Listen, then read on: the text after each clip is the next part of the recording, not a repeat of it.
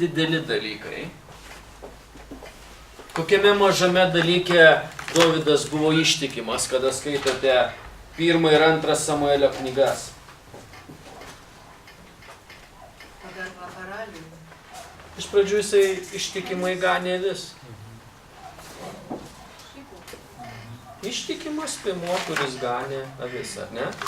Ir atsimenat, kaip Samuelis atėjo ir tos sūnus ėjo, ir sako, pakvies tą mažiausią. Bet jis iš pradžių jisai ištikimai ganė tėvo avis. B mažytė raidė. 142 puslapis. Dvasiniam augimui reikia laiko. Principas toksai. Dvasiniam augimui reikia laiko.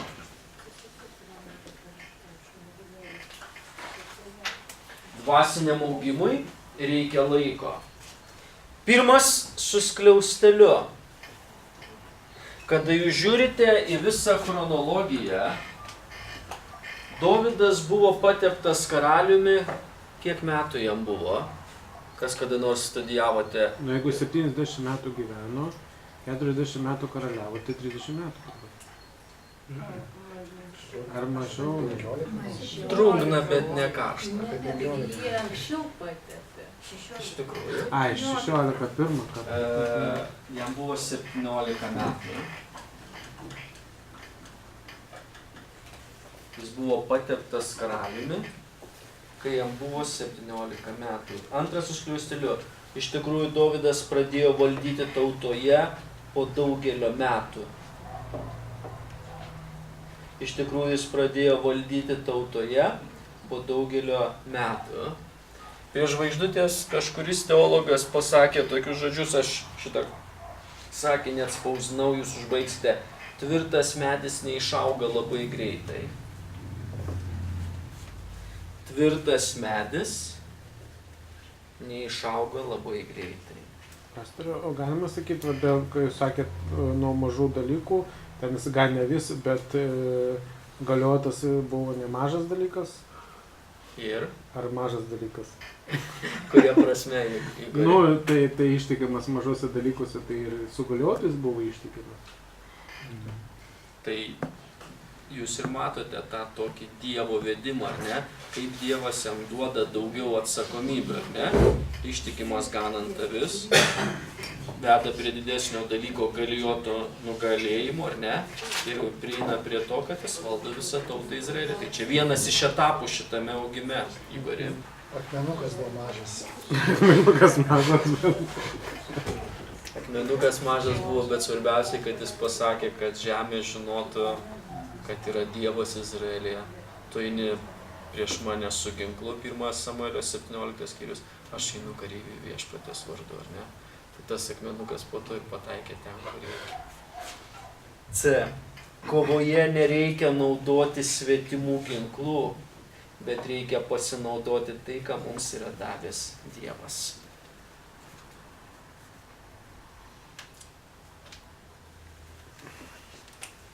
Kovoje nereikia naudoti svetimų ginklų, bet reikia pasinaudoti tai, ką mums yra davęs Dievas. Jūs atsimenat, kas buvo su šituo vyru, kada jisai užsidėjo Sauliaus šarvus? negalėjo paeiti. Jis negalėjo paeiti. D. Nesąžiningumas turi pasekmes. Nesąžiningumas turi pasekmes. Šitoj vietoj aš norėčiau truputėlį skirti laiko ir sugrįžti prie Irinos užduoto klausimo balandžio mėnesį. Atsimenat, jūs davėt vieną rašto vietą iš 1 Samuelio knygos. Atsiverskime, prašau, tą vietą. 1 Samuelio knyga, 27 skyrius.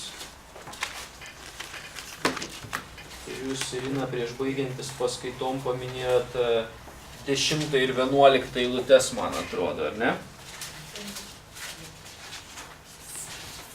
1 Samuelio knyga, prašau, 10-11 eilutės. Ir man atrodo, kad jūsų klausimas buvo kada Achis jo paklausė, ką šį kartą buvote užpuolęs, Dovydas atsakydavo Judo pietinę dalį, Jerelemitų pietų kraštų ir Kenitų pietinę dalį. Nei vyrų, nei moterų Dovydas nepalikdavo gyvų ir neatvesdavo jų į Gatą, manydamas, kad jie nepraneštų apie mus, sakydami, tai padarė Dovydas ir taip jis elgėsi visą laiką gyvendamas Filistinų krašte. 12 eilutėje Achis tikėjo Dovydu, sakydamas, jis tapo visiškai nekenčiamas Izraelyje, todėl mums bus mano tarnas per amžius. Ir klausimas, man atrodo, buvo, kaip Dovydas galėjo žudyti savo Judo žmonės. Jeigu truputėlį pažiūrėsite aukščiau šitame skyriuje, 1 Samuelio 27, tai mes skaitome 6 eilutėje, kad Achis leido jam gyventi Ziklage. Nuo to laiko Ziklagas priklauso Judo karaliams iki šios dienos.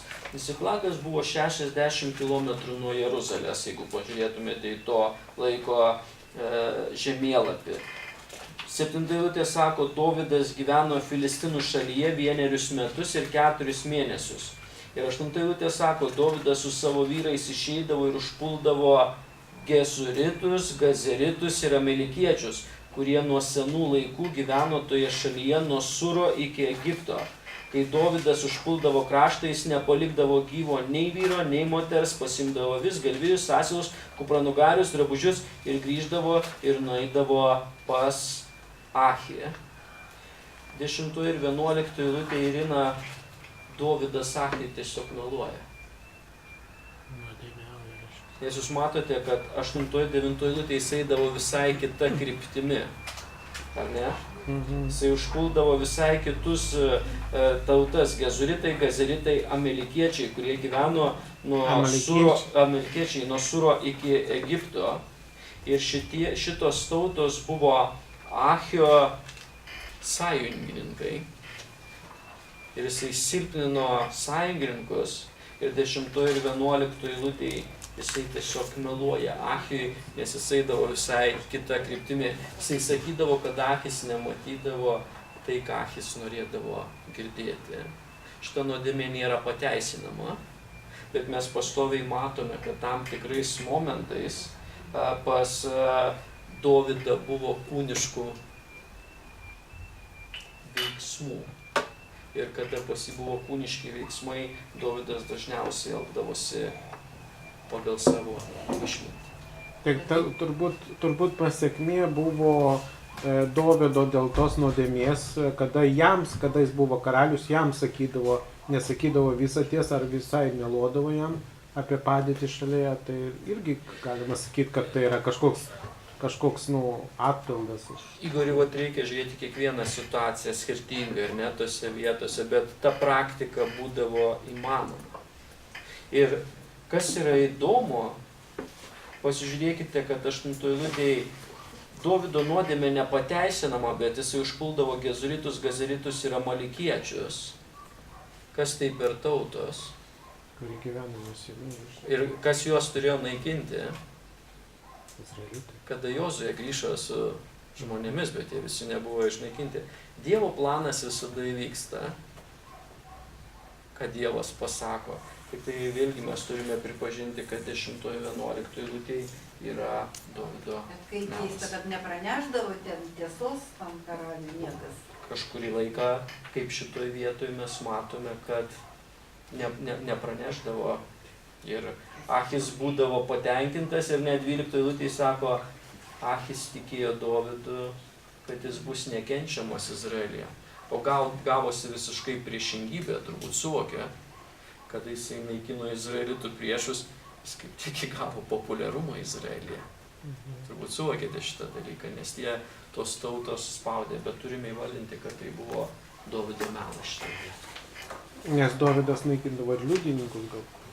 Visko būdavo jo gyvenime, jis būdavo ir kvailiu apsimeta, atsimenat? Bet visa tai buvo, kada įdomu tais pastebėti, kada Dovydas nustodavo žvelgti į viešpatį ir pasitikėti jo. Kada jisai jo mintise gimdavo planas, o ką čia geriau dabar padaryti.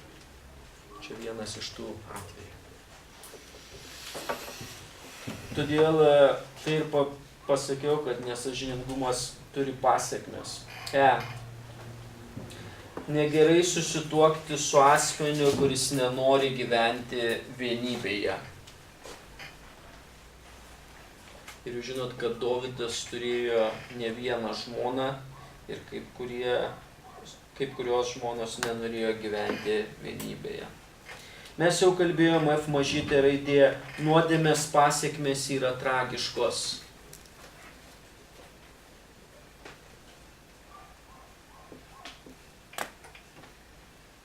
G. Dievui yra labai svarbu, kaip žmogus žiūri į nuodėmės išpažinimą. Dievui yra labai svarbu, kaip žmogus žiūri į nuodėmės išpažinimą.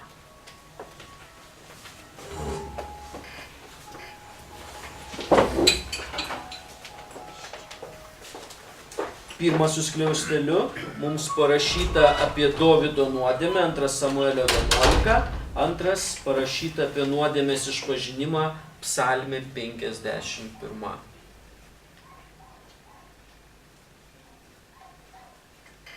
H mažytė raidė, Dovydas tarnystės pradžioje ir pabaigoje pripažino, kad Dievas turi būti svarbiausias gyvenime.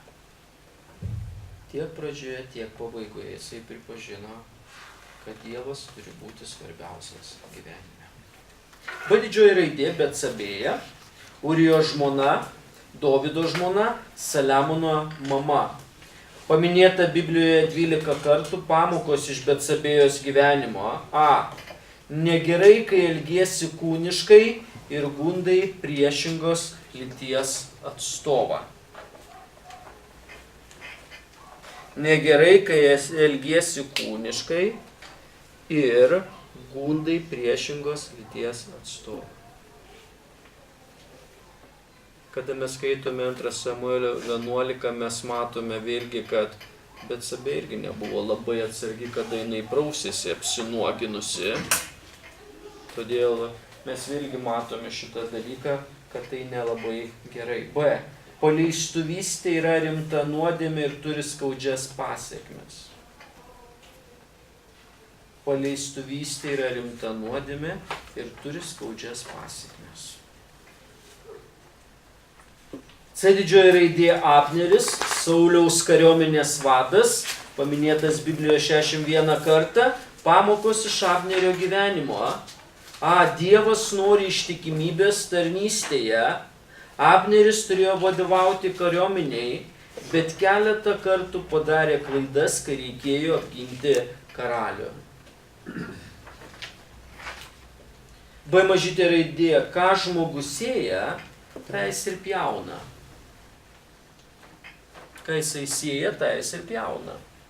Pirmas su skliausteliu, jis organizavo, kad 24 kariai žūtų, perdurdami vienas kitą kardais. Antras, vėliau pats Abneris buvo perdurtas kardu.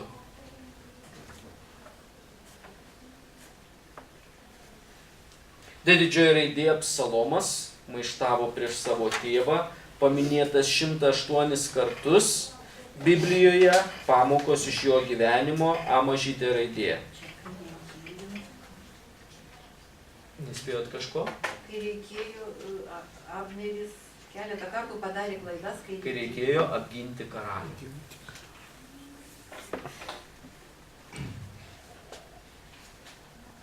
Absalomas. Pamokos iš Absalomo gyvenimo. A. Dievas visada pažemina išdidžius žmonės. Pirmas. Absalomas labai didžiavosi savo plaukais.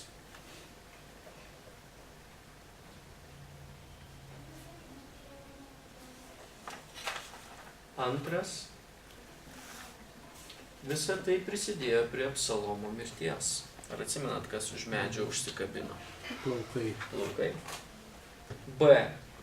Reikia turėti pagarbą tiems, kurie turi autoritetą.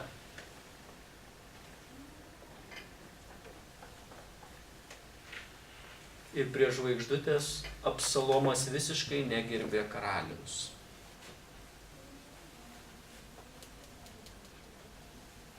Ir pažiūrėkite, prašau, užrašuose į pamokymą 105 psalmiai.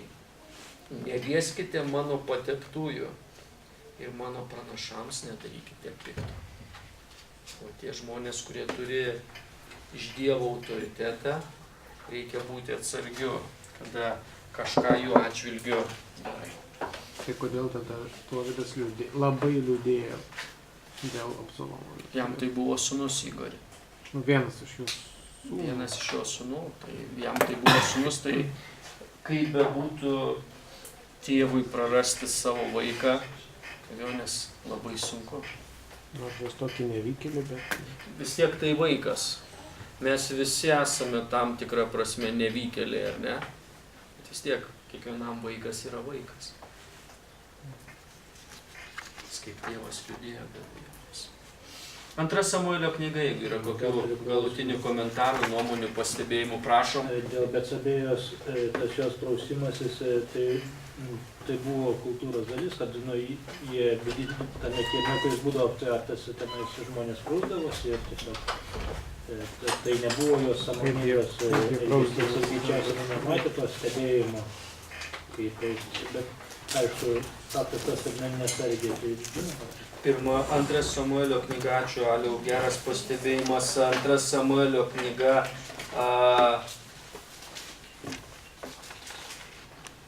atsiverskime 11 skyrių, prašau.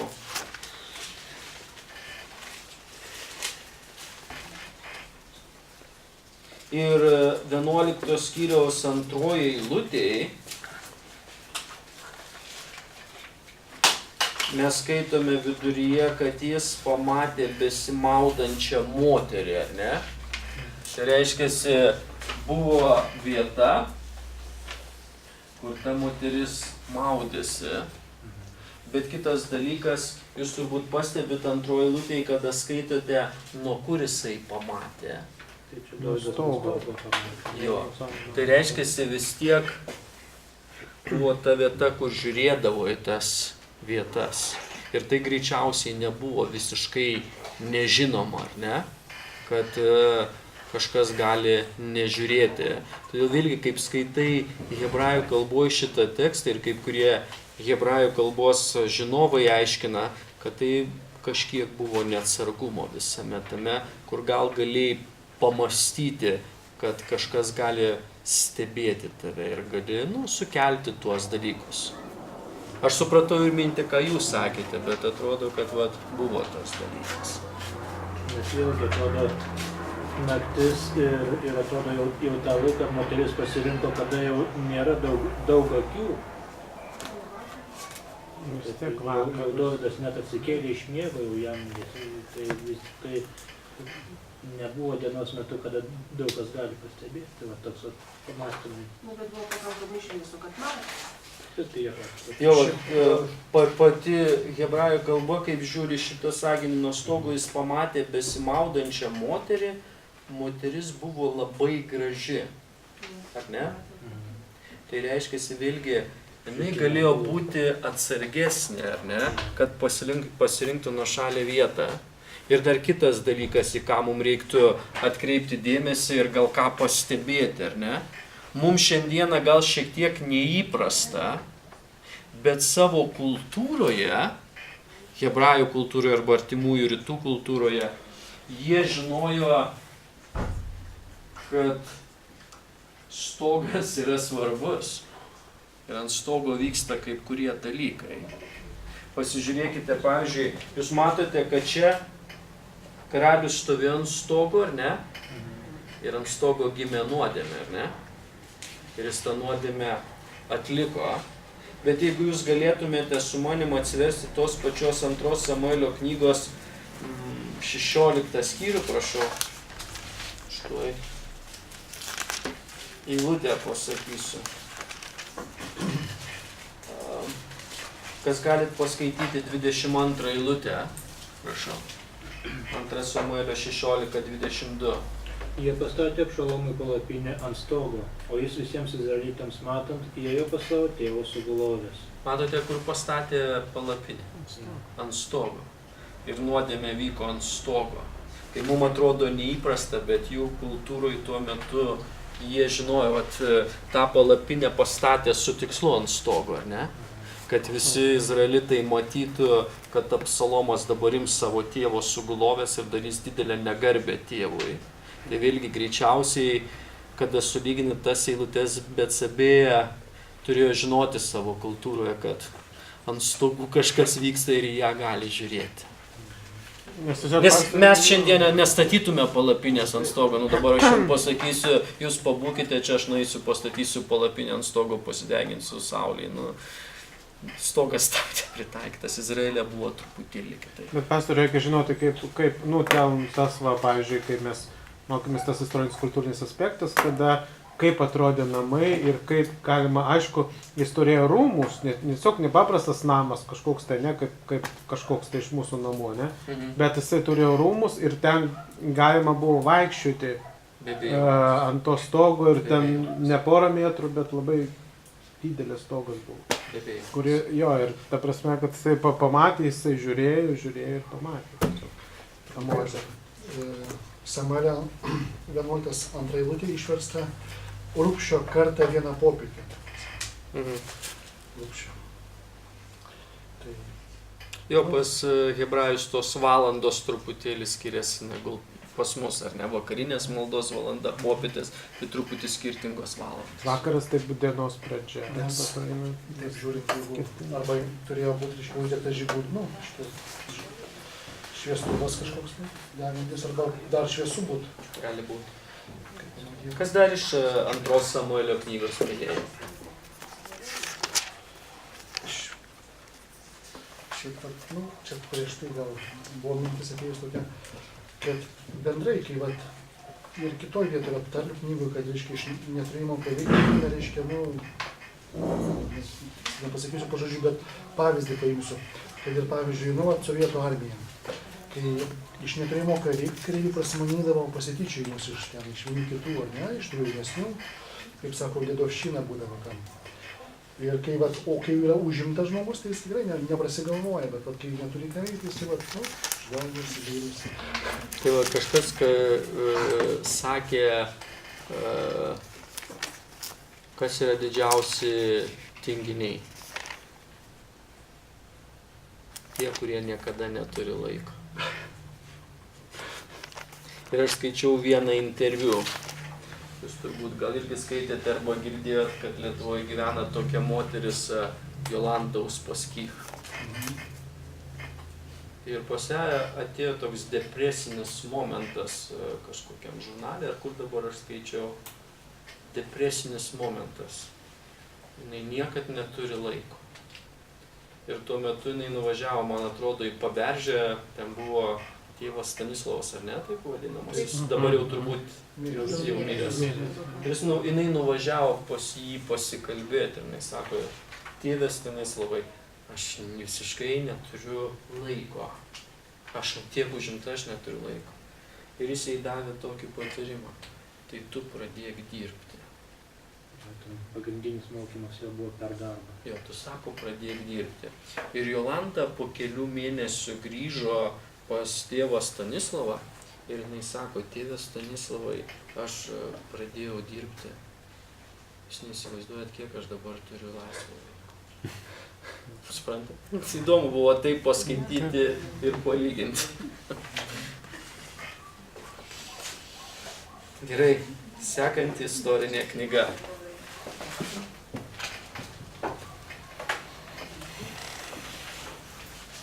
Pirma Karalių. Norit pasidalinti savo įžvalgomis, prisiminimais, kuo jums šita knyga svarbi, kada jūs ją skaitote Biblijoje. Pirma Karalių. Dabar Pirma Karalių. Pasidalinti, atsimenat, mes pasidalinam kažkokią įžvalgą, mintim, jeigu kažkas jums yra ypatingo apie šitą knygą. Jeigu nieko neprisimenat, pradėsime knygos studijas. Pirma Karalių tai jau Prasideda Saliamonas, prasideda išmintis, prasideda jau kiti dalykai. Taip. Nes, Knygos apžvalga. Kada skaitote šitą knygą. Knygos apžvalga.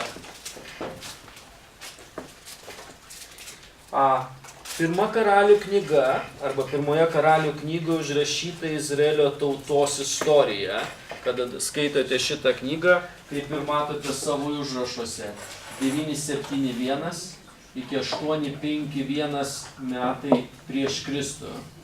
Šitą laikotarpį aprašo pirma karalių knyga, kada jūs ją skaitote.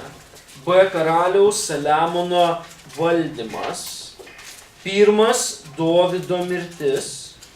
Antras, Saliamonas pradėjo karaliauti 970 metais prieš Kristų. Yra Saliamono valdymo pradžia, kada jisai pradeda karaliauti Izraelyje. Trečias, valdant Saliamonui karalystė labai išaugo ir sustiprėjo. Kada šis karalius valdo, karalystė išauga ir sustiprėja. Ketvirtas, prie Saliamono buvo pastatyta šventykla. Jūs turbūt atsimenat šitą įvykį šitos knygos. Prie Saliamono buvo pastatyta šventykla. A mažytė raidė. Viešpaties namus pradėjo statyti 967 metais prieš Kristų. Tais metais buvo pradėta statyti šventykla. B mažytė raidė sekančiame puslapyje. Šventykla buvo baigta statyti 960 metais prieš Kristų. Šitais metais šventyklą baigė statyti.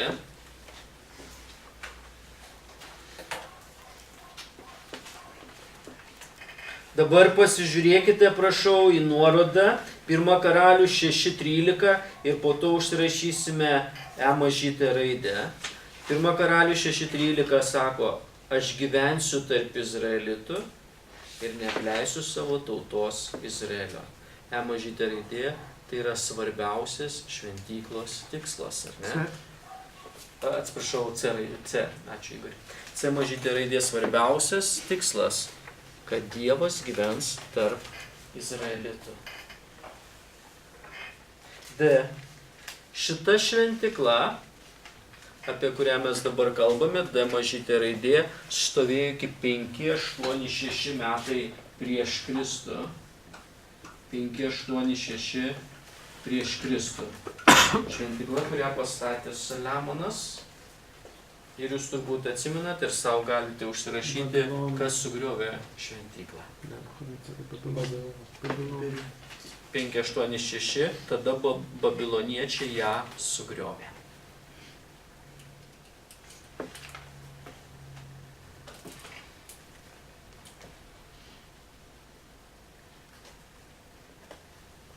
Penktas, Saliamono gyvenimo pabaigoje įvyko tragedija. Tai yra tragedija gyvenimo pabaigoje. Žvaigždutė po nuoroda, širdis netobula prieš viešpatį.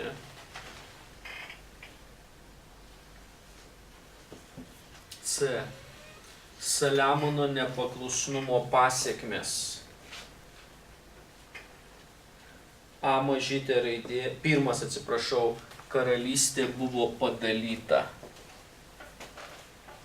Saliamono nepaklusnumo pasekmės, karalystė buvo padalyta. Antras, karalystė skilo 931 metais prieš Kristų. Karalystės skilimas įvyko šitais metais. A. 10 giminių sudarė šiaurinę karalystę ir B. 2 giminės sudarė pietinę karalystę. Todėl nuo šito momento, nuo 931 metų prieš Kristų, yra dvi karalystės. Viena iš jų vadinsis šiaurinė, kita pietinė. Tai reiškia šiaurinė Izraelio karalystė ir pietinė Judo karalystė. Dvi karalystės. Čia 10 giminių, čia 2 giminės. D didžioji raidė. Pirmoje karalių knygoje parašyta apie žmonių nepaklusnumą abiejose karalystėse.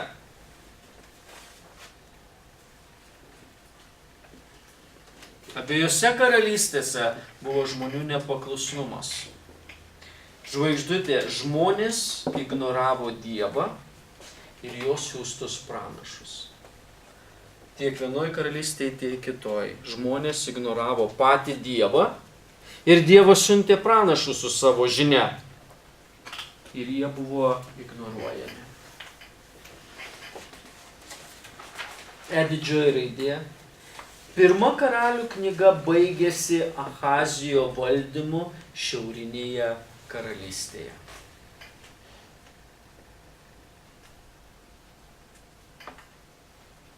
Žodis pirma karalių.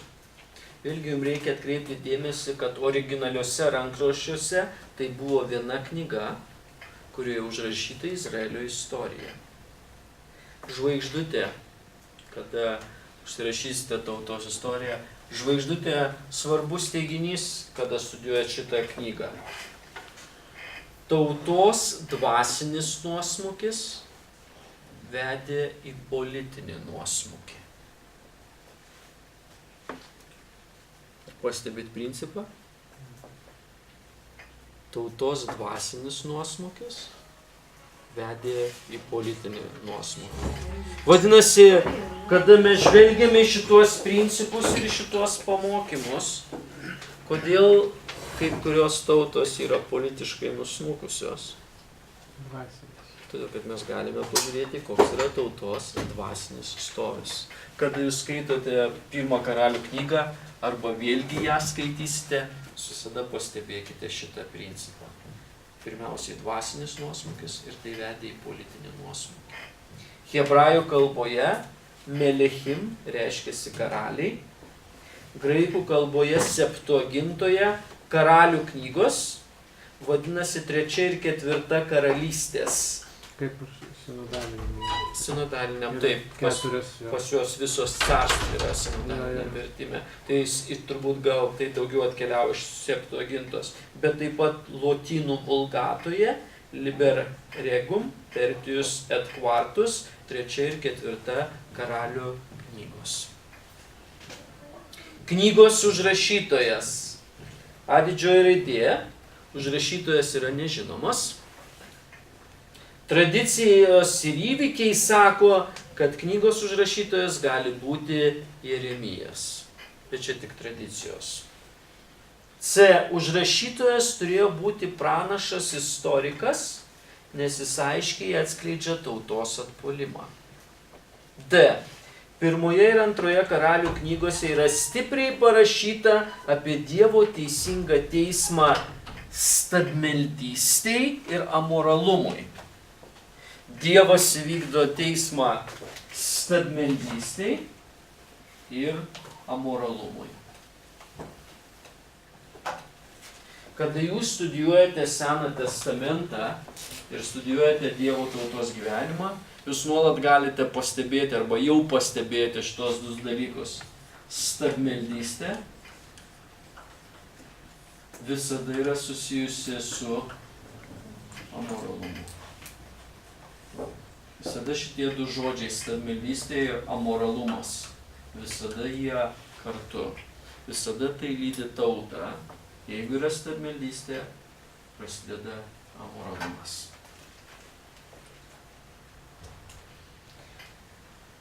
Žvaigždutė knygos stilius labai panašus į Jeremijo knygos stilių. E didžioji raidė yra teiginys iki šios dienos. tai nurodo, kad knyga, kaip ir Jeremijo knyga, buvo užrašyta iki 586 metų prieš Kristų. F. Pirma karalių ir dalis antros karalių knygos buvo užrašyto iki 586 prieš Kristų, kuris turėjo prieimą prie istorinių dokumentų. Kokiegi buvo tie istoriniai dokumentai? Jūs galite matyti eilutėse 1 karalių 11:41 parašyta Saliamono darbai. Tai buvo istoriniai dokumentai tuo metu. Jeigu jūs pažiūrėsite 14:19 karalių metraščių knygoje, tai buvo istoriniai dokumentai. Ir toliau, jeigu pažiūrėsite 14:29 ir 15:7 Judo karalių metraščių knygoje. Tai jau tuo metu buvo istoriniai dokumentai, kurie buvo gal panaudoti, kad užrašyti 1 karalių knygą. Knygos užrašymo data. Knyga turėjo būti baigta prieš Babilono nelaisvę, didžioji raidė, 630-600 metai prieš Kristų. Ir jis turėjo būti baigta prieš Babilono nelaisvę. B. Parašyta apie karalysčių nepaklusnumą, stabmeldystę ir nedievotumą. Karalysčių nepaklusnumas, stabmeldystė ir nedievotumas. Tai, ką praktikavo žmonės tuo metu. C didžioji raidė. Mums reikia paminėti nepaklusnumo pasekmes. Nepaklusnumo pasekmes. Labai dvi svarbios datos Dievo tautos istorijoje. Pirma data. 931. Izraelis, tai yra šiaurinė karalystė, patenka į Asirijos nelaisvę. 722 metai prieš Kristų.